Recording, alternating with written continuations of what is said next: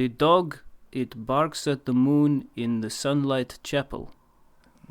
If that's true, then the owl sleeps through breakfasts. Okay. It wears its glasses in its pocket.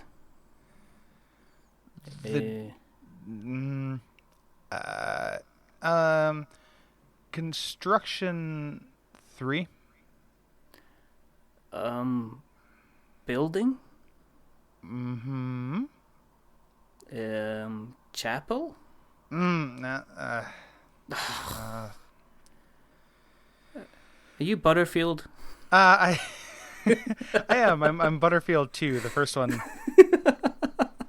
I can never get this right. Oh, that wasn't working out at all. That's okay. It doesn't matter. Anyway, you for those who've just joined us, this is We Are Not Wizards. It is a what is it? It's a Counter Spy favorite. Yeah. Do you see where I get that from? Oh yeah. And you might recognize the voice I'm with. I'm joined tonight by Gary Butterfield, who is known to be for Bonfireside Chat, for Watch Out with Fireballs, along with Kole Ross. He runs the Duct Feed TV the network. Mm-hmm. And hello Gary, how are you? I'm good. How are you doing, Richard? Yes, I'm fine. Thanks for having me. I am very, very glad to have you on tonight. It's should be a bit fun as long as we get our spy words kind of sorted out. Which we'd both be dead many times over. Yeah, I'm going to be spies. Yeah. I am such a bad liar. So I would just be terrible. I would just be like, arrest me now. Yeah, yeah. I'd go up and they'd say the dog barks at the cats, dogs, other dogs, mailmen, anything really, cats. Ghosts. I just go up and go, Richard Simpson, how are you? Yeah, and try and do a rubbish accent. Yeah. Anyway, as I say, we're joined tonight by Gary. We're just going to have a little chat, and we hope you enjoy it. But obviously, we're here to talk about board games. Mm-hmm. The reason that we do this, as we say on every show, is there is not enough podcasts out there about board games, mm-hmm. and there's also not enough podcasts out there by two chaps. Let's get two white guys to talk about their opinions. That's always a good thing to have. It's the thing the world's been waiting for. I wonder what would happen if you searched on iTunes for two white guys giving opinions. Yeah. I don't know if anybody puts them as their tags. Yeah. But it's a missed opportunity. I think, well, I'm going to go and change my metadata just now in iTunes, because that's an easy thing to do. But yeah, we're here to talk about some board games because for those who know Gary from other places, he talks about a certain video game and other video games, and you do a lot of video games. But board game wise, are you a fan of board games? Do you play yourself? I am, though. Most of my kind of time at the table is done doing RPGs. I have a weekly RPG night, but with that same group, we will play board games. We actually, once a year, and it's coming up, we finally got it on the calendar. Mm-hmm. We do a retreat. So for a weekend, we go out to a cabin. This year, we rented a ski chalet, which is pretty cool. And we're going to... Can you ski? No, it's August, so there's no skiing. That's why it was cheap. But we're indoor kids. We're just going to stay inside and play board games for 2 straight days. And that sounds cook a bunch of good food. That sounds fantastic. Very fun. And my friend Levi, who is part of that group, is how I get exposed to a lot of new board games, because he is a connoisseur and a big purchaser of board games, and we'll bring them to that. And then really good ones will kind of trickle in throughout the year. The ones that we really like, we'll play throughout the year as well. Oh, that's pretty cool. So how did you mention RPGs? And we can talk about RPGs. So, how did you get into the kind of the RPG playing type thing? How did you get on?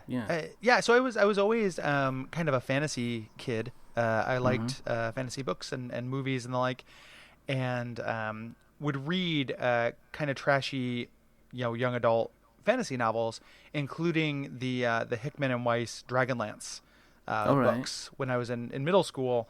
And I was always kind of peripherally aware of D&D through those books and through just kind of pop culture and the cartoon. Have you ever seen that cartoon?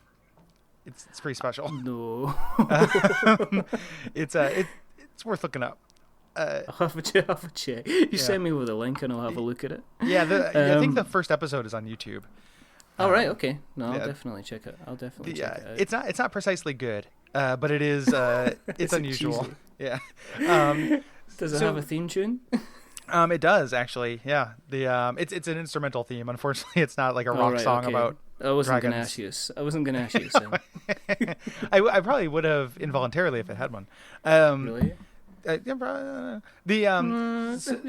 We can maybe put that in later on if you sing at the end, because obviously we sing an outro. We could put that in at the beginning, because I think that might work. Yeah. There you go. That'll work. I would have to refresh my memory on how the theme song goes. It's been a long time since I've seen the cartoon. But so I just kind of knew about it, and then I met a guy named a friend of mine named Sean, with his older brother who played and just asked me to play, and I just got into it from there, and kind of fell in love with it and started playing D&D, and then started playing Shadowrun, which I got into because of the video games, the Nintendo and the Genesis games. I played a little bit of Shadowrun when it was out on the consoles, and it was only later on I was like, oh, there's books. Mm-hmm. There's flicky books, and they've got rules, and they've got tables, and they've got dice, and they've got this looks. Boy, did they have tables! Like that is a crunchy system. Like that is They love a dice. They love a D20. Yeah. They're mad for it. But yeah, so I mean, you continue with have you always been playing the RPGs since then? Has that been kind of like your thing? Or? I took a long kind of break, but got back into it actually through Brayton Cameron, who you may know from the network. He's a guest on shows and on The Pitch and Teenage Dirtbags. He kind of was like, we should do this, and I got back into Shadowrun with a group of his friends. And then when I moved so we played that for a couple of years, and then when I moved to Portland, that is how I met like my Portland friends, was finding a gaming group online, because it's hard if you move to a new city as an adult. How do adults make new friends? It is difficult to do without a structure, you know. I know, and it's difficult to do without kind of feeling completely embarrassed about the whole situation. As well. Absolutely. Up to people for the sort of go. Hi, I signed up for a comic meetup thing when I was first in town. Just like, I want to meet some people and talk about comics, and they said that they would be at a place, and then they weren't, and that place was like an hour bus ride away.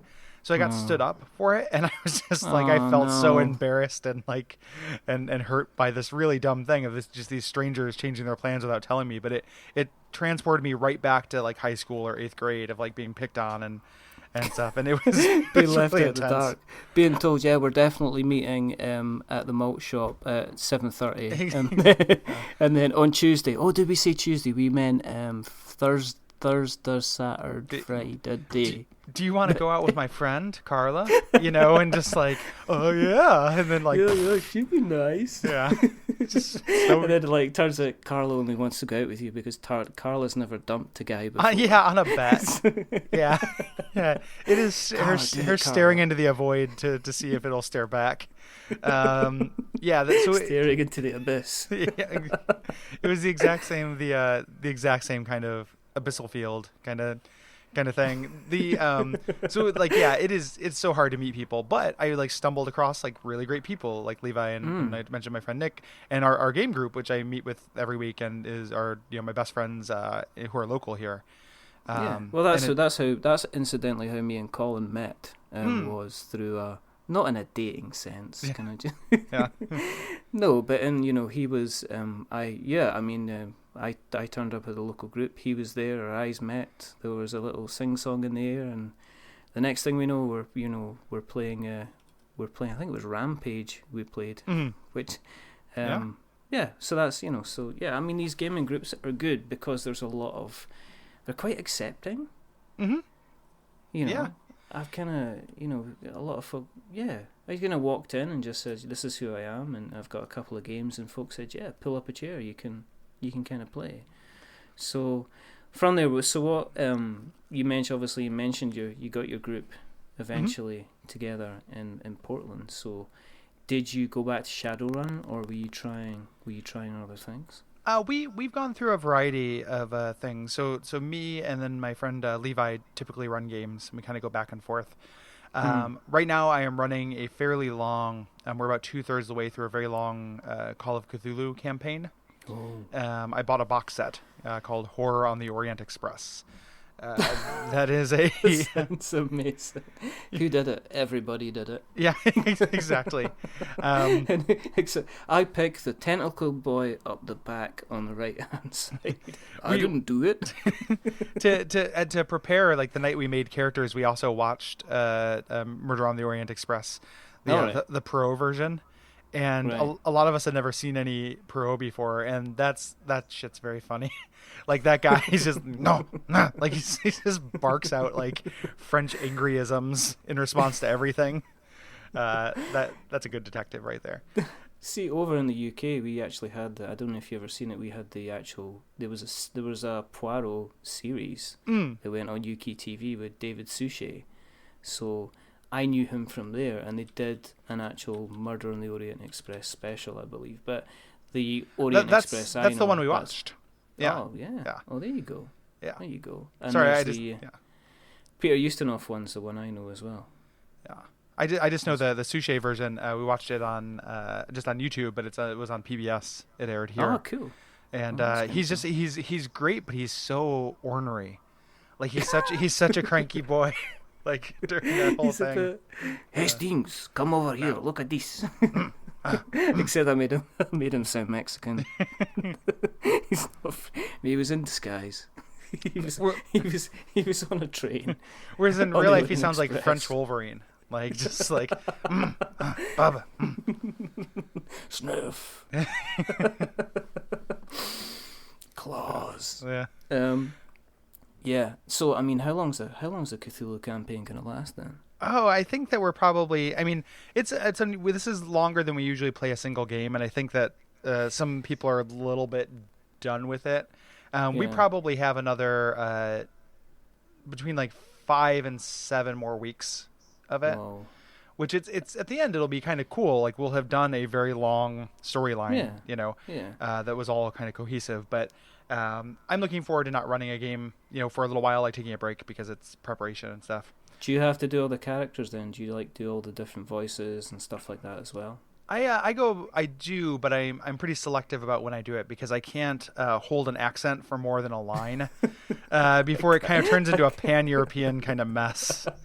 I'm the same. I always start off. I think everything I end up trying every type of accent I do kind of ends up sounding like Welsh. Yeah. No matter what. My Sean Connery, even though I'm Scottish, Welsh. My Michael Caine. We only meant to blow the doors off. Boyo. Kind of thing. Just dropped in. Made an absolute mess of it. Obviously, you mentioned the retreat coming up. So, I mean, one of the things that we, obviously on the show that we talk about, is we do talk about what we got to the table as well as what we're planning to get off the shelf. But the reason that we did dear listener, the reason that we did the kind of the wonderful intro that we did, which wasn't, as you can tell, we just ad-libbed that. Oh, I didn't ad-lib. I've been rehearsing it for weeks. I know. So I noticed. I saw from the show notes. Yeah. And my goodness, you made a worse mess of the show notes than Paddy did when he was on. That was just absolute filth. You can't just put everything so it's a rude word. I'm just saying. Yeah, leave that there. I got the idea from Paddy. I learned it from him. Well, he is the best. Yeah. He is the best. But no, one of the games that we have that you've been, I know you've been playing, and that I have been playing an awful lot of is Codenames, and I think everybody is playing Codenames at the moment because it recently won. It won an award for Game of the Year. Now, for those who aren't aware of Codenames, it's by the Czech Games edition, and you can pick it up. It's cheap. I mean, it's not cheap as in cheap. It's inexpensive. Yeah, I think I want to say. But you can get it for about, I think I got my copy for about £12 or something, so that's going to be about, well, the current exchange rate, that's going to be probably about $15 or something. It's exactly $15 is how much I paid for Yeah, there you go, and you can get it on the following places.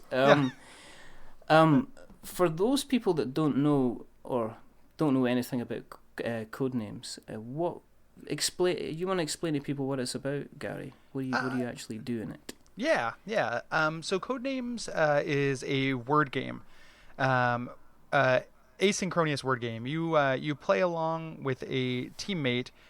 You arrange a set of words in a 5x5 grid.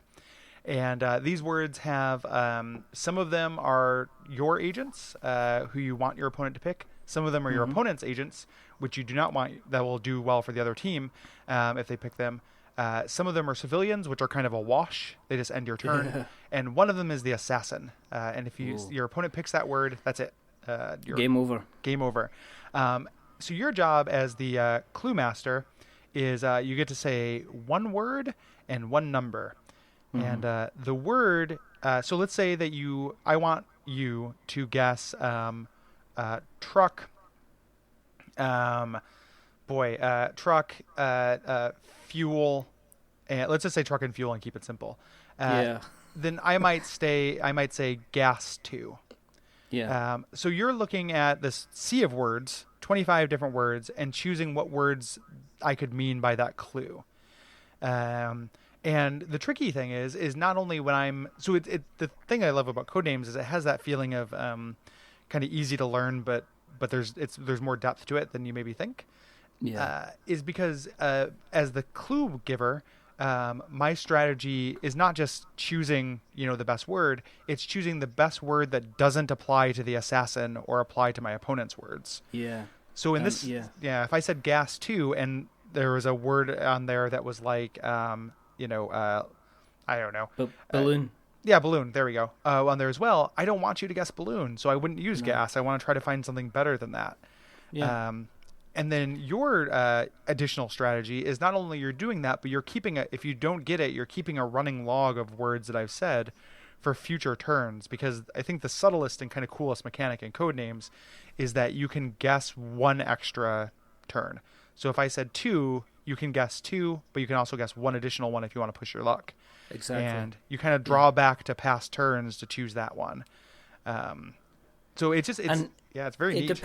It depends who you're playing with as well, because I've played it at the club, and obviously the intellect and kind of experience on playing these type of games is can be quite high. So they're quite good at kind of picking up and going, okay, anatomy 4, and they'll go for it half the time. So there'll be eyes, legs, arms and things, whereas I also play it with my kids. It's become such a popular game with my kids. We got 10 minutes to do.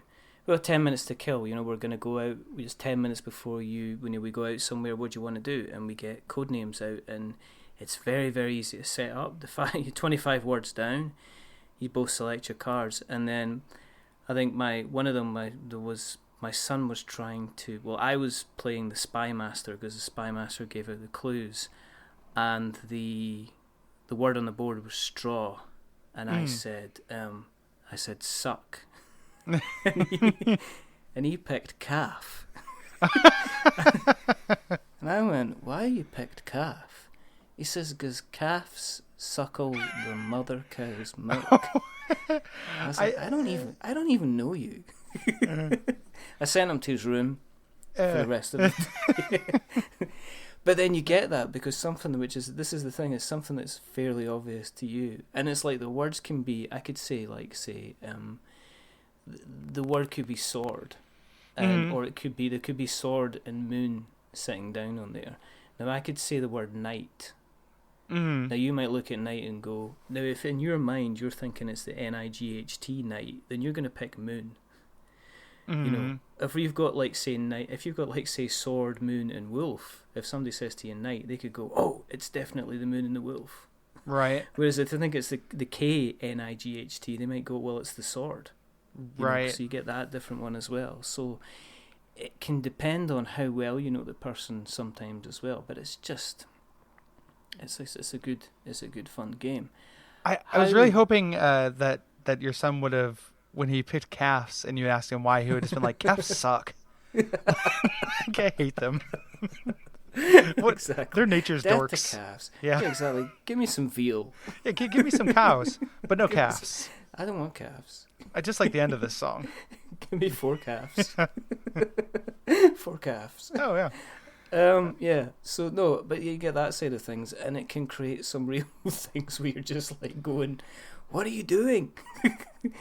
But you can't. That's the other thing. You can. We've have a rule that you can't. If you're choosing the words, that you're not allowed to verbally, kind of. You just got to point at the cards. Oh yeah. So you're not allowed to actually respond back at all. So you can't ask is it this one? It could be this one, or they even put their thoughts out there. And sometimes that's a good thing, because if they're then stringing a whole pile of words together, as you said, they're using not only this clue, but they're trying to think about the clue that was 2 or 3 words ago as well. Then you just say, right, okay, point and say what it is, or point and there you go. But, you can't cheat. You there's like kind of like just a gentleman's agreement that's implicit in most board games, but is really powerful here, where you don't talk with your eyes, you don't you don't do anything like that. And one of the things I like about Codenames is that like it would be so easy to do that. If you wanted to be a monster, you could get together with your partner beforehand and be like, I'll hold up 3 fingers on my drink when you're pointing in towards the wrong thing, and 2 if it's the right thing. But the game feels low stakes enough and fun enough, and like I haven't had a lot of games. There's no bad losers, is there? I mean, if you're a bad loser at this, then have a word with yourself. Absolutely. It's felt very very evenly matched a lot of times when I've played. Like I haven't had a lot of like just runaway successes in Codenames. It just they're always kind of close games. And it's not like a planned out situation, is it? Yeah. It's and alternatively, so it's not unfrustrating because it's about luck. It's very much about skill. So when you give like a really, really good clue, or you make a really good intuitive leap, those are 2 different feelings. One of them makes you feel very smart. One of them makes you feel very deductive, like smart in a different way. I feel better playing this game than I do. It's like an instant gratification that rather than like what comes after 20 turns of Catan. And like this thing I've built kind of comes like I'm not a big Catan guy, but like that's the first thing that came to mind. Like 20 turns of creating this empire has come together. I just feel like it's like that was a good clue. That was clever.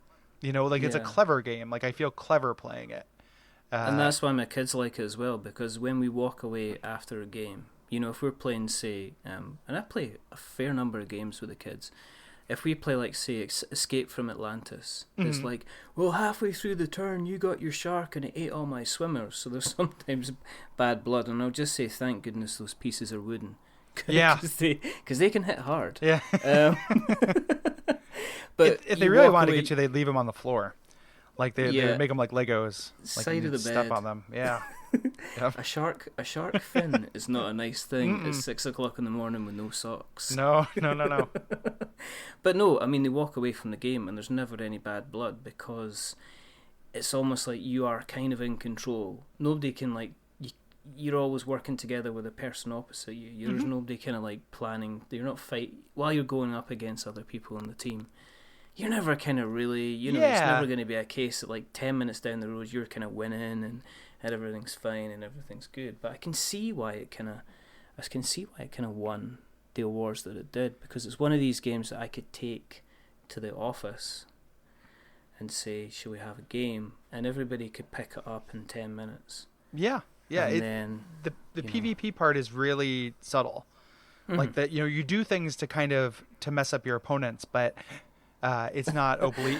Yeah, I thought you were. Yeah, I thought you were going there mentioning PvP. No. Yeah, I thought you were going there. Just what is he doing? It just sneaks into real life. I can't help it. It's like, no, don't. The competitive part is. I don't think anyone noticed. We're fine. Right, keep going. The competitive part is so subtle. And if you're doing it well, because you can throw out clues, your opponent's team is listening, just like real spies. Like, what you're saying being picked up is also important.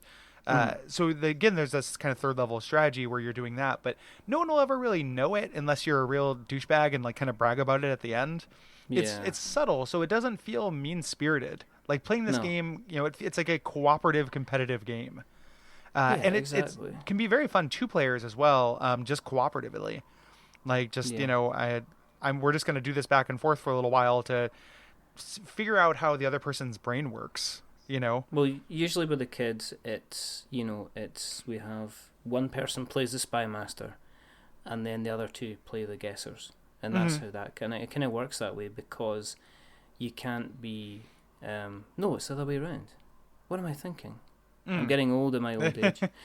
It's you get 2 spy masters and 1 guesser, so it means that the clues, it's all on the clues and the guessing, and you can't really accuse them of purposefully not getting the clues, because it's almost like there's a little bit of an emphasis on the person that is doing the guessing getting the guessing right, because they want to say, look, I got it, I get rewarded for this by a nice little kind of red card or a blue card on there, it's quite good. Looks wise, it's the artwork's nice, it's very, very simple. You get a whole pile of words to play with, so replayability, there is it's not a case that you're going through cards and then even if you were playing this for like 8 hours straight or something and you went back through the cards again, you're always going to have different permutations of the words.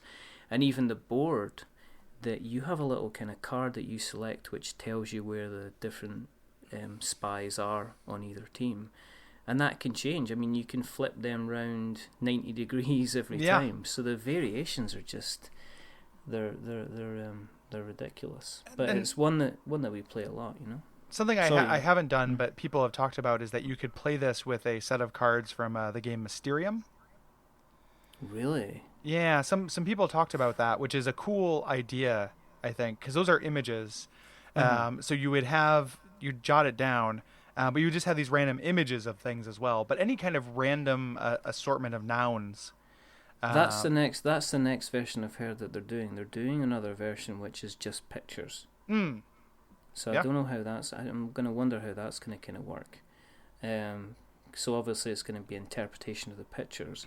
Apparently there's also a not safe for work version as well. Okay. Which I don't see, neither here nor there. If they want to do it, then that's fine. They've got their 10 minutes in the sunshine, so they might as well make as much hay as they possibly can, But I mean, for anyone that's interested, if you're looking for something that's an introduction, I like a nice little light party game that if you bring it out, if you bring out Catan in front of like a group of people that haven't played board games, there's a chance they're going to go, sticks, hexagons, not sure.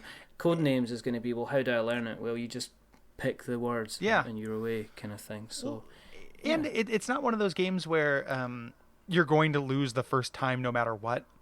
Yeah. Like that's the thing about learning board games, which I like doing. Like I like playing new board games, but I get bummed out if they are. So at the game retreat, we played the Game of Thrones like big serious strategy board game, which I think is actually kind of good, but it was like a 4-hour game that I knew I was going to lose an hour in, and it's just like, okay, this 4 hours is a wash.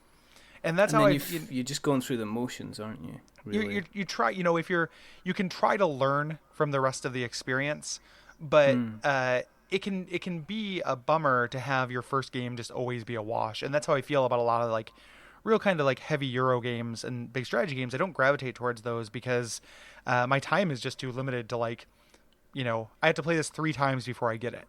That's exactly. 12 hours. Like I have stuff I need to do. Whereas, exactly. I've got to go to the shops. Like I've run out of milk. Yeah. Someday I have to sleep. I can't, exactly. I have a job. Whereas this is, you're not going to lose the first game automatically. And the other thing too that I like about it, that's to suggest it, is that, growing up playing like real basic, whenever everybody plays the kind of Hasbro board games, the ones I always gravitated towards were things that were like categories or Taboo. I love Taboo. Taboo is my favorite old game. And the reason why I love Taboo is because it's not like Boggle where it's about how words are spelled or constructed. It's about what words are about.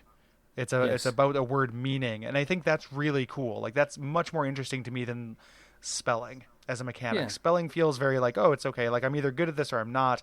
You know, every time I play Boggle with somebody, you spend forever digging through a dictionary. It's like that, or it's Scrabble. Where some totally, you exactly. Get the argument. Egg is a word. Yeah, exactly. Egg is a word. Yeah, egg is a word. And then you get out those damn Scrabble dictionaries, and like I'm so I never have fun playing Scrabble or Boggle, but I love games where it's about what words are about, and Codenames is so about that. Yeah, and it is down to the it is it's the interpretation and the meaning again. Yeah. So it's like what a word will say to somebody, and then you get obviously. Some people thinking that the word straw is obviously equal to the word calf. Yeah, exactly. I had never thought of an udder as a straw, like a meat straw. No, but just thought he's not wrong. Like no, he's not, because that was what he thought. And I just like that. You're either being incredibly clever about this, you're overthinking this to the point. But I think when you've got the grid, especially if I think it was at the beginning of the game, so. We'd already had a couple of bystanders and nobody had actually scored, so he was staring at this for like 2 minutes, and it got so annoying that my daughter you got the egg timer that you can bring out to say, right, okay, you're going to run out of time. So I think in a panic he just went, calf. Yeah. And I looked at him as the only way a father could and went, no son, that's the blue teams. Get out. Even that timer mechanic is so like chill. Like it gives it kind of lends to the tone of this game, which is not a more like the way that so games communicate tone through rules. Like they want you to have a certain kind of feeling while you're playing, and if they wanted you to be more stressed out, it would be like a larger timer and you put it out immediately. Yeah, exactly. It'd be codified. You have 2 minutes to guess. Instead, it becomes a joke. It does become a little joke. It's nothing serious. Exactly. They make it kind of fun. Like it's just like, okay, this is a goofy way you can tell somebody they're taking too long, and it's totally up to your discretion. So if you have a group where like you're sitting around and you're having beers, and maybe you don't care if someone takes a while or someone tells a story in the middle of the game, the rule allows for that. Like the game allows for a hangout vibe that is really appealing to me in a way that like a game that is more structured doesn't. Yeah. It doesn't take itself too seriously, and it lends it's aware of what it is, which is cool, which is all good. I love that about it. So if you want, as I said, Codenames, it is by Vladi Shivatel. He's been involved in a couple of other really, really decent games. It's by Czech Games Edition. As we said, you can pick it up for about £12 or about $15 based on the current exchange rate. In terms of things, I'd say yes. Gary, would you? Oh yeah. Sound like you? Yeah. Let's kind of get that. The next game that the next thing that we normally do is we also have like a get them to the table. So the question for yourself is, are there any kind of games? Obviously, with you coming up to the end of the Call of Cthulhu kind of role-playing game that you're playing, are there any games that you're kind of coveting at the moment that you would maybe like to have a go of, that you've seen, that you've heard a little bit about? Anything that's kind of struck you recently? The two things I think about, kind of tabletop wise, role-playing wise, I want to give the Cypher system a shot as a Monty Cook Games, the tabletop version of Tides of Numenera, which is the Kickstarter for the follow-up to Planescape Torment, best written video game of all time, is I really want to try that tabletop game. I've heard really good things about it. I like rules light RPGs. But as far as board games go, me and my roommates did a campaign of Pandemic Legacy recently.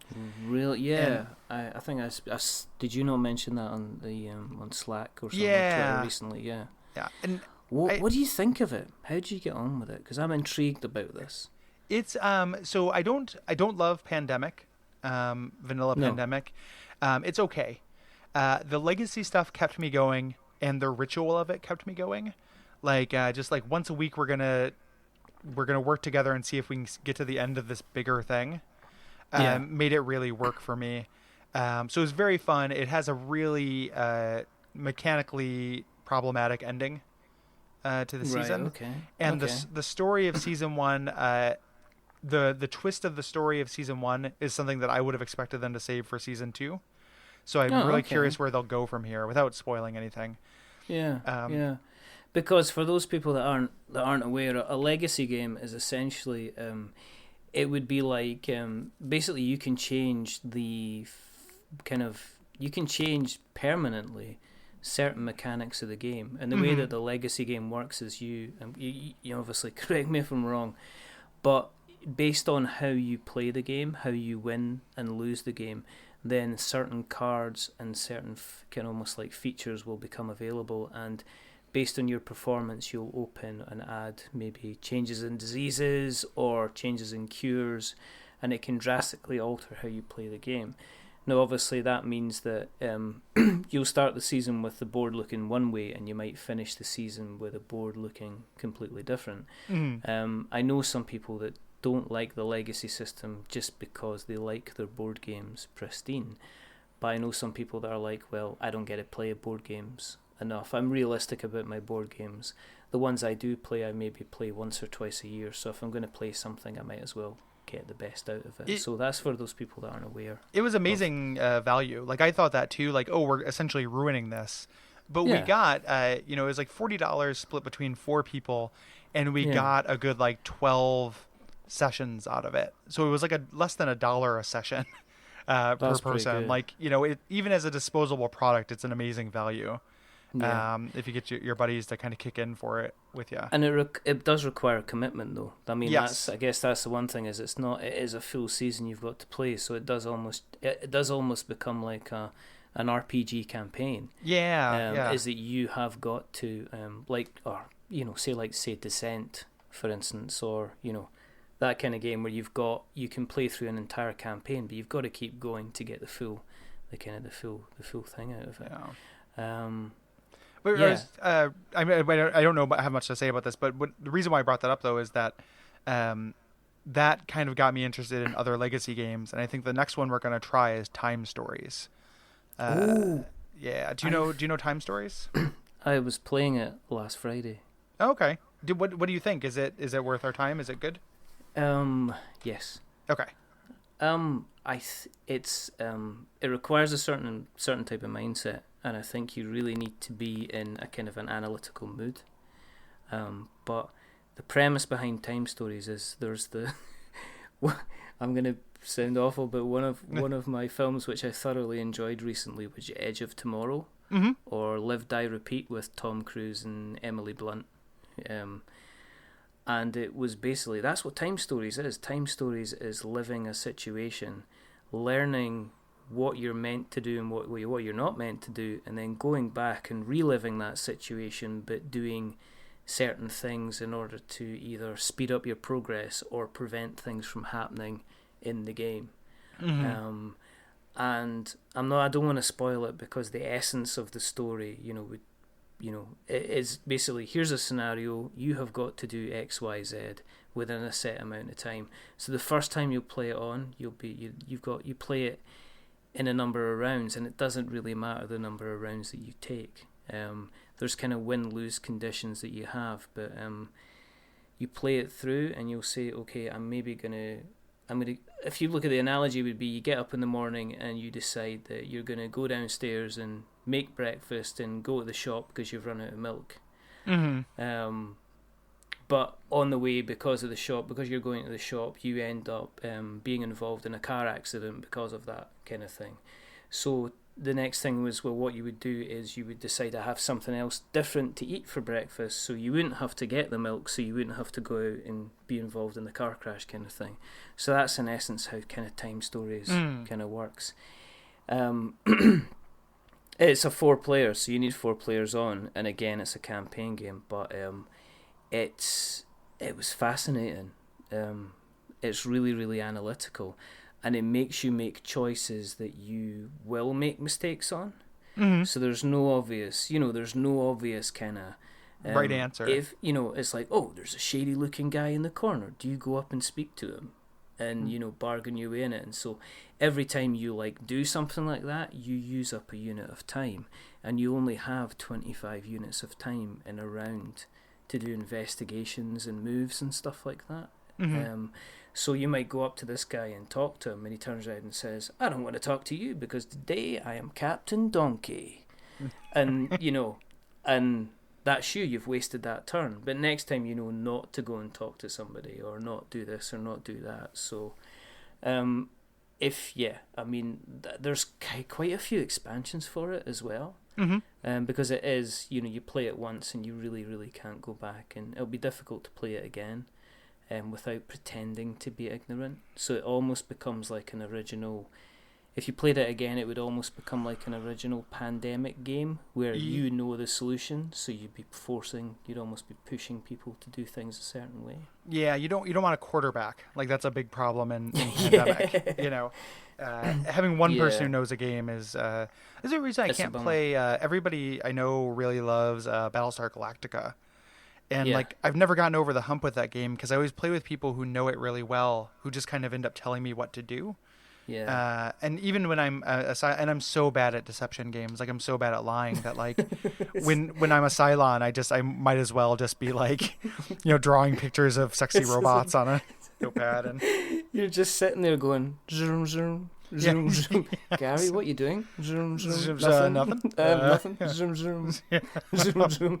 Gary, are you a Cylon? No. No. No. I'm not. No, die human. No, not at all. Brayton, you are the one who is the Cylon. Yeah, you get yourself to Caprica. Yeah. I don't want to look at you. Anybody want any toast? Yeah. So yeah, I mean, if from what I've played, I mean, this is the thing, is we started playing Time Stories on Friday, so that's going to be something that we're going to kind of continue with over the next couple of weeks when we go to the club. So yes, I would say, very cool. Good to know. We've played one round, but I would think if you were splitting it, are you just splitting the cost and then kind of going for it yourselves? I think my ex-roommate Will already bought it. Oh, so cool. I think it's already bought. We just have to find the time to get together and do it. So yeah. No, I would definitely. It doesn't take that well. I think you need probably a good 3.5 hours, 2 to 3 hours. I think the thing to go in with these things is if you can. The deck's usually set up. When you open up, the deck's ready and it's ready to go. And the idea is you don't go in and play about with the deck because it can spoil it for yourself. Mm-hmm. So you set the deck up and then you're kind of ready to go. But yeah, we found 2.5, 3 hours. 2.5 hours you didn't quite get it done, but 3.5 hours you will get kind of it done, because the pace of the game really, really picks up. And you also become really kind of animated because you'll get somebody go, no, you remember, you've got to go here, and then you've got to go here, and I've got to go and get back, and I've got to do this. So it is, it's good fun. So you guys should enjoy it. So there was another game that I saw, a legacy game called Seafell. Yeah. Which is by Plaid Hat Games, who are now owned by Asmodee, I think, who are currently buying up everywhere. I'm thinking of making a board game just so they can buy us up and give us lots of money. But that's another game I've seen which seems to be a legacy one. One of the other games, I think, I don't know if you've heard of it. We've heard Scythe, which was it's kind of like it's set in the 1920s after the First World War, and it's like what happens if there was like mechanoids and stuff like that around, big huge dreadnoughts and things. So. That is, we're gonna get our hands on that, and are gonna hopefully be playing that as well. Is there anything else that you're kind of looking at the moment? I mentioned Mysterium. Yes. Yeah, I would like to try Mysterium as well. I've only heard about it. I've never played it. I'm thinking about picking it up for a game retreat. Just to have a new game. We spoke about it on, I think, episode 2 or 3, and Colin is still accusing me of not liking it, no matter how many times I play it with a smile on my face and a jingle in my step. Well, he's like, if my life has taught me anything, it's that the greatest crime you can do is not liking the right things in the right proportions. So it's not enough just to like something. You have to like it the same amount and more or less than. I'm not enthusing enough. Yes. No, I think what it was is I was convinced that a certain kind of combination of cards meant that that's definitely the murderer. I was so annoyed when I was wrong, because I managed to convince 2 or 3 other people at the time, and I was just like, well, they think I'm right, and it's like, I'm sorry, it's not what I've got on the card. So, no, Mysterium's really good, and I think it's they've got an expansion that's out as well, so I played it recently. Yeah, for somebody who doesn't like a game, I did play that recently, about 2-3 weeks ago, with a new expansion that adds kind of more art, and it is it's beautiful looking. It really is a nice game, and it's also another one that's I think, as we said in our earlier episode, it's one of these it's really, really easy for anybody to kind of pick up and play. But again, it ties in with Codenames, because it's, as you said, it's interpretation. Yeah, it is. That's what I like in games, especially for this retreat, where like we'll play at least one like really heavy, crunchy game, but I'm just committed to losing that one. So like, you know, I'll do my best, but somebody who's at the table knows how to play it already, so they've got such a huge advantage. And I like these kind of smaller games where it does feel like anybody's thing. And then I gravitate towards cooperative games as well. I'm a gentle soul. So you're not a dark soul then. No. I'm very much a bright soul. I went there. Yeah, I know. I said you shouldn't, but I did anyway, so it doesn't matter. But yeah, Mysterium's pretty good. Cool. We had a lot of fun with Mysterium, and you should do too. That and Dixit. Dixit's another game. Oh, which yeah. is kind of along the same lines, which again is all about how somebody looks at a squiggle and thinks it's a squirrel. That's great. Thing, which is all kind of good. And this is But yeah, no, you'll like Mysterium. Yeah, we had as I say, I got accused of hating it. Which I wasn't. I was just having, like, it was a Friday that we normally go to the club, and I was a little bit tired, and and I wasn't concentrating fully, and then I just got frustrated. But it's one of these things. Every time you talk about going to the club, I picked up through context clues what you mean, but I initially was thinking of you just pouring bottles on top models and drinking 40s with the shorties. I'm taking my counters and I'm just sticking them in all different types of places. Yeah, What, you rolled a 12? Yeah. You're just tucking meeples into D-strings. And, I'm just like, watch my dexterity. I've got plus 10 on that baby. What we used to do is, down at the club we have got actually play with Will.i.am and Britney Spears. Exactly. So that's what we do. Fergie but Fergie's through, and she plays Warhammer. Oh yeah, Warmer Hordes is what her nickname is. Well, that's just how she rolls. Yeah, she's a Horus Heresy girl, and she won't have anybody tell her anything different. You'd be surprised how good Chingy is at Ticket to Ride. So he's mad. He's getting all those stations. Yeah. He's getting all those carriages. But yeah, I mean, the only problem is, Britney Spears will only say the one thing. So, if there's any kids playing with us, we just have to, say, shh, no. Britney, stop it. Stop it with the B word. Yeah. So isn't that kind of club? It is that kind of club. Gotcha. That's how I've been imagining it. No, I think I said, but no, I mentioned another. The club is called Dwarf. It's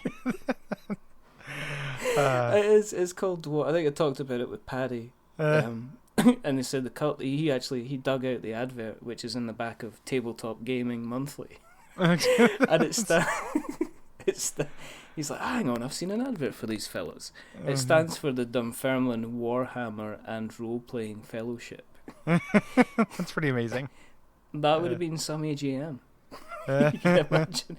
How do we get this working? But so they're yeah. So when I go to the club, it's like I say, obviously it's the same thing with my wife. You're not going to that club again, are you? Yeah. And it's like, no, I'm going to a proper club tonight. I'm going out drinking, dancing. So is that the kind of club you want me to go to, or do you want to go and hang around with the guys? Hang at the dwarves, yeah, and look at the picture cards? Club dwarf, or pretend to be an elf. Exactly. I'm a dwarf, but I'm an elf trying to get out. But I mean, yeah. we better move on. Yeah. Because this is just, you're going to a place I can't follow, Anakin. One of the things that we do talk about is, and we have a section of the show called Give It a Kick. Now, I am not about to talk about, there's lots of Kickstarters out there, and we always mention a couple, but you yourself were involved in a Kickstarter recently, which was all about Souls of Darkness. That's true. Do you want to tell people a little bit about it? Just I designed a book that I would never be able to explain to my parents. So the idea is I don't know if these were available on your side of the ocean, but when I was a young man, there were these books called the Worlds of Power books, and they were really attractive as a kid because they were based on Nintendo games. So I had Nintendo fever, nearly died, and from it. And so when I was at school, the bookmobile would come around, which I don't know if that's a universal concept either. There's a bookmobile. Okay. Yeah, there's the same guy from my high school that's still driving the bookmobile. Oh, that's. I was gonna say fantastic, and then I realized it's possible that's very sad. I don't know if that's good or bad. I think he's got to the point where you can just walk up to him and say, "Have you got John Grisham, the partner?" Yeah. And he just looks at you and goes, "Hardback or paperback?" He says the owl flies at midnight. Exactly. So in the bookmobile, I used to pick up these books, and they're they're based on Nintendo games, and I always really love them. And it's a weird kind of thing from my childhood. So I decided to write a parody one of those. But because I didn't want to write it about an existing Nintendo game, I decided to make one up. And because I know Dark Souls and love Dark Souls, I made it as if Dark Souls were a Nintendo game. So Souls of Darkness is the name of the Nintendo version of Dark Souls. That was an imaginative stretch. Yes, it was. It needed to be obvious enough that people would know. It had to have that dog whistle effect for Dark Souls people. And then, so it is a story about a little girl who loves Dark Souls, like she's really involved in the community, or Souls of Darkness, and then gets sucked into her TV, chasing after her baby sister. Her baby sister gets sucked into the TV after she discovers a secret. Like Games Master. Sure. Because that was the Nintendo kind of whole thing. It was about the boy that got sucked into the game, and there was Mega Man in it, and there was Mother Brain was the main bad one. So Captain N, the Game Master. Was it? Yeah. I didn't realize that when I was watching it, I was actually being proactively sold to. It's a time story. I went back and did that for marketing. So I did the Kickstarter, and it went really well. I went really high over my initial goal. I was able to do it and make all of the extra stuff I wanted to make. So the idea being that if this was a game and a book that came out in the 90s, there would be 90s marketing stuff. So I made trading cards and stickers and pogs and all of that jazz. That was all very, very cool. Yeah, it was cool. I was really happy to be able to do it. And Nick Daniel was the artist, and he did a really good job. And I was, it was good to be able to raise enough money to give, to compensate him fairly. Like, I believe, I don't want artists to work for free, ever. And he wouldn't have either. Like, I'm saying that, like, I did that as a charity. I didn't, but I was glad that it was successful enough that everybody was fairly compensated for their work.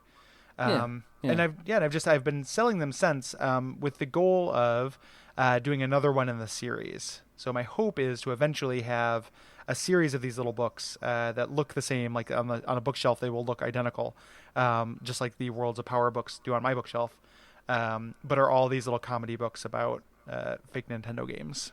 And they're not. They're not huge. It's not a huge, heavy kind of tome thing. It's a nice little pocket-sized. There's a lot of kind of nostalgia kind of thing.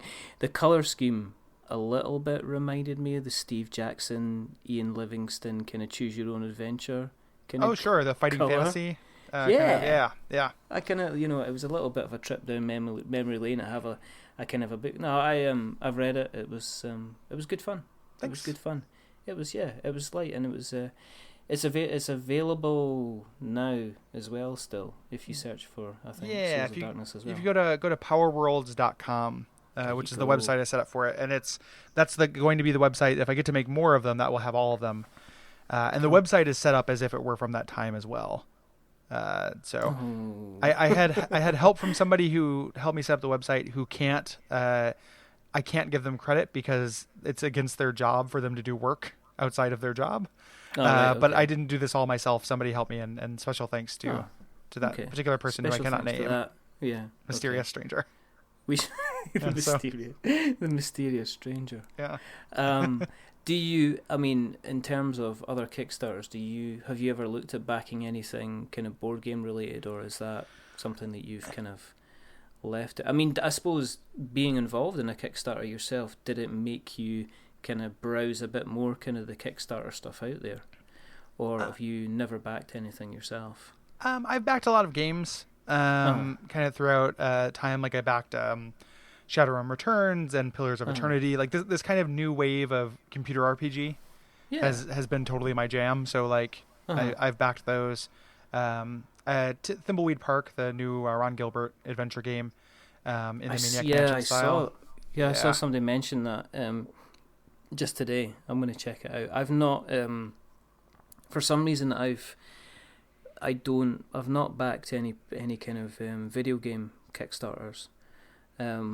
I don't know why. I guess because when I see a board game product, I'm always like, well, I can see that product. So and you get a thing. Like a lot of the video game ones are just digital downloads, and that's fine. Like you want to do that so the creator that you like can make stuff, but it's not as exciting as actually getting something in the mail. Yeah. You know? I know. I think I don't know what we've got coming soon. I mean, we occasionally back one or other coming in. I mean, I know we mentioned kind of Kickstarters a lot on the show, but we try to back where we can, but then you'd end up kind of throwing money like left, right, and centre. But yeah, no, I mean, it's good. Kickstarters are good stuff. Yeah. I mean, obviously with that, the other thing that we do is we kind of do shout outs. I didn't realise, I'm looking at the time now, and we're kind of I've talked a little bit longer than I expected. Every podcast I'm on ends up being 3 hours, so buckle up. I wanted to kind of what I wanted to do is I wanted to say, well, I'm conscious I'm taking up your time, and I went, do I want to just milk him for every single thing? Do I want to just leave a husk of a Gary Butterfield kind of lying there? A straw. Kole calling a calf. Yeah, I'll leave a calf. Kole calling you up and going, Gary, and you just like try to reach for the computer, try to send a back message. We're not wizards. Just tell them to get stuffed. Yeah, just tell them that I hate Dark Souls 3. You know what? I'm gonna edit that out. Oh no, you can bleep it. Exactly, just for a laugh. Just so nobody does, and then I'm gonna like go along and go, did you hear this, guys? Yes. Did you hear? I've got proof here, guys. You can blackmail me. What for? Yeah, I don't know. I'm just gonna put it out in the open. It's true. Just watch the world burn. Well, somebody's gotta. We can't all be nice. No, that's not true. That's not true. We'll try to get back on script here, because if this is going to be another 2 hours, then I better get comfy. I should have worn my jogging bottoms. I should have worn my comfy trousers. Shout outs. We do shout outs now. Obviously you mentioned Souls of Darkness, but I know you from Duckfeed, as I mentioned on the intro. I mean, that's the other thing I'd like to know is tell us a little bit about the work you do on Duckfeed TV, because the amount of content that you put out there frankly scares me a bit when you press, because it's like I'll go into, because I on the Twitter account I'm always shouting out other podcasts and stuff like that, because I think that you get the word out for other people, and that's the way things that should be. But you just seem to be constantly putting out content all the time. Yeah, we do a lot of shows. And I think I was thinking about that recently, about why that is, and how that kind of came to be. And I think part of it is just me and Kole both are the kind of person who gets an idea, and then like the idea kind of gets stuck in your teeth, and until you actually make it happen. And so that's part of it. And the other thing is that we're both, and I think I can speak for both of us, like immensely and powerfully grateful that we get to do this. So like for the first time in my life, with the podcast doing as well as it does, I have that, and I have a part-time job as well. But I like both of my jobs. That has never happened to me before. I have grown up my entire life hating work and hating every job I've ever been in. And now it's like, because people are very generous with their money and support the podcast, we're able to do that. So when we come up, there's a lot of new shows that we come up with where we just are like, hey, this is going to be a Patreon goal, because we want to give, the worst thing in the world is that anybody feels like they're, not getting what they put into it. And we want people to feel good about supporting us. And this is something we can do. Like, we can make stuff and we can goof around, and people like it. And this is a currency that we have that we can give back. So for those who say they're coming to you via us, which because like we've got a user base that that hasn't heard of you, that probably because I'm on Slack enough going, go and come, please listen to my show, please listen to my show, and they're like, no. Tell us a little bit of the type of stuff, kind of the shows that you're doing on Duckfeed. So the two, or I guess like kind of three primary ones. The first one that we did together was Watch Out for Fireballs, coming up on the 5th anniversary of that, which is very fun. And that is an old games book club that was born out of me and Kole. He had the network, but it was really just 2 shows that he did.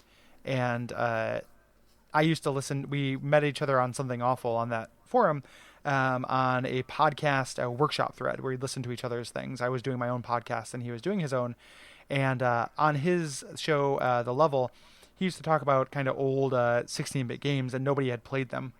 Yeah. So I was like, I've played those. Like, what if hey, you should have me on there for a guest, or we should do like a retro show. Yeah. Okay. And it kind of came from that, and that's been going for 5 years, and is I'm very proud of it, and really into it.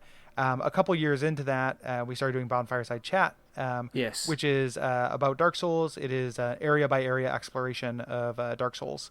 That was born out of Watch Out for Fireballs, was born out of us talking about Dark Souls in the margins of those episodes.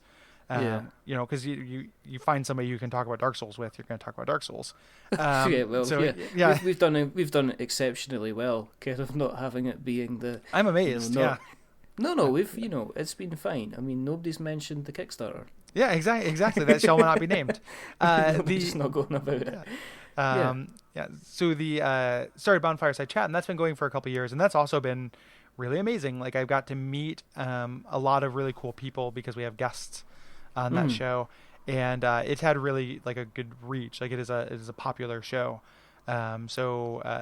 And then the other kind of the third highest thing we do, or third most listened to, and we do a lot of different shows, is a show called Abject Suffering, which is our comedy show that we do that is ostensibly about bad games, but not really. It's about kind of tangents and stuff, but that's just a chance for us to kind of goof around. And those are the 3 main ones we do. But if you go to duckfeed.tv, you'll see everything else. There are blogs, there are other comedy shows, there are a couple of other game shows, and a lot of them are exclusive to or come out for free for people who are patrons. So if you go to patreon.com/duckfeedtv, and kick us a couple of bucks a month, you'll get a lot of extra stuff. We want to make sure you feel good about even the people who give us a lot of money. Like, there are people who give us $25 a month, which is amazing to me. Those people, I want them to get a lot of stuff back, just because that's a lot of money, and it is again, it has been a life-changing thing. That's how we kind of like got talking. Well, no, because I must have sat at the keyboard going, right, I deleted the message about 15 times just to say, Gary, do you want to go on the podcast about board games? No, that sounds stupid. Gary, I just sent Gary ? And you went, what do you want? Yeah, and it's just like, fine, I'll do your thing. Yeah. I mean, I like doing stuff like this. It doesn't. It's very flattering that people would be nervous to talk to me, but I don't.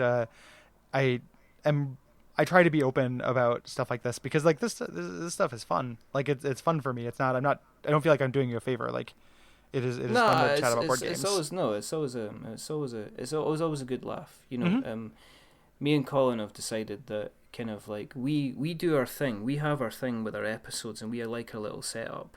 But also, we've come to realize quite quickly that when we said to people, there's a podcast that we're going to do about board games and we can get people on, and we've had people saying, well, I'd like to come on and talk about that, because even though you know me through video games, I do play board games as well, so it's become a little bit of a nice little kind of thing that's kind of grown, and we have a laugh and we have fun with it, and we're not doing it for, you know, anything kind of massive, except to come on, talk for an hour, and hopefully some people will listen. So we'll see where it goes. It's all kind of good fun. Where can if people want to find you, where's the easiest place for them to find you? Yeah. So the best place, like the place where I most often interact with people is on Twitter. If you want to follow me on Twitter, at GaryBuh, at Gary Buh. The other way you can get in touch with me is just through duckfeed.tv. There's a contact email there as well. Yes. And then Duckfeed, all the different Duckfeed properties have Facebook pages and the like. And I'm in that Slack channel, which we mentioned a couple times. That is something that we have for patrons only. It is a very positive message board. That right now is about 500 people and growing, and it's just a bunch of sweethearts. So the community is really just so. It's just warm. It's a warm, fuzzy place where you can go. It's kind of like Cheers. Basically. Yeah, It was this last weekend. I met a bunch of people who I only knew through Slack, and it was amazing how not weird it was. Like having Slack as kind of a basis. They weren't strangers. It's like, once I knew their kind of username, and I was like, I remembered all the interactions I had with them. Yeah. And it was so positive and heartwarming. And then those people who know each other through the Slack were talking about after the meetup, like getting together to play D&D or getting together once a month to have dinner and stuff, even after we're gone, like not as part of the network, just going and hanging out. And that was just really heartening. It felt very heavy and real. This idea that, like, it's really cool that these people are getting together. And if I can claim to have a portion of authorship over that, that's I've done my good deed for this lifetime. You can shine yourself a badge up and just say, that'll do, pig. Yeah. I did that. There you go. Yeah. Well, I mean, I've got to thank you for spending the time, because it's obviously it's still mid-afternoon for you, so you've got the rest of the day. It's true. Because I have this Peter Pan like lifestyle where I make most of my own hours. It's actually early for me. You can just go. I stay up very late. I'm just gonna get myself a cup of tea and get myself some breakfast, and then I'm gonna hang about, and then I'm gonna get to work, but I'm gonna do it slowly in a bathrobe. So that's the nice thing. So I'm gonna go around today, and I'm gonna have funny hair. Yep, exactly. It's amazing when you get to work from home some days, how little you have to wash your hair. It's pretty sweet. You can do like the Kevin out of Home Alone and just stick different hearing products. Just have it sticking off, having horns. But we have fun. I have fun when I'm just here now, especially now that my roommate who works from home is not here, and it's just me here. I just you just sitting about. Those 6 hours are mine. I should feel lucky you've got a bathrobe on. I guess. it's yeah. Wow. Okay, see, usually in Bonfireside Chat you have like fancy music, and then you go as usual. We had to let XYZ go, so you have the and you come back and you go, okay, so we had to let Gary go there. So I'm just gonna do some so if you can, I don't know if you can sing in the background or something, Gary. No, I mean, thanks very much for coming on. For those who want to find out about us, you can follow us on Twitter at We're Not Wizards. We have a Facebook page, which is facebook.com/We're Not Wizards. You can find us on Acast and iTunes and Stitcher, and we're also on Instagram as well. So it's instagram.com/We're Not Wizards as well. So you can track us down there. Apart from that, thanks again, Gary. Oh, absolutely. It's been fun. Yeah, it's been really fun. Yeah. Yeah. Yeah. No, it's been very fun. So yeah. It has been fun. I appreciate the opportunity. So okay, just to steal a line from Bonfireside Chat, what should they do in the meantime? Or do you usually ask Kole, don't you? I usually ask Kole, yeah, and he prepares in advance most days. So all right, well, you tell you what, you can ask me. Okay, and I'll try and come up with something. Okay, all right. What should we do until next time, Richard? You should concentrate on being a better spy. Umbasa. We'll let them go. That'll be fine. They haven't noticed the thing. We don't even have music. Oh, we do. We've got a song at the end. Oh, yeah. You guys got to get music. I was going to say, if you guys don't have any music, No, I've got to do a song at the end. Let me know. So we're just going to whip up something, because you guys got to have music. It's not a podcast without music. Oh, yeah, but I usually sing the outro. But I'm not going to bother this time. But anyway, thanks again. Remember, we are many things, but we're not wizards. We're not wizards. Are we, Gary? Are we wizards? No, I'm not, I wish. but I'm not. Okay, bye for now. Right. Thanks.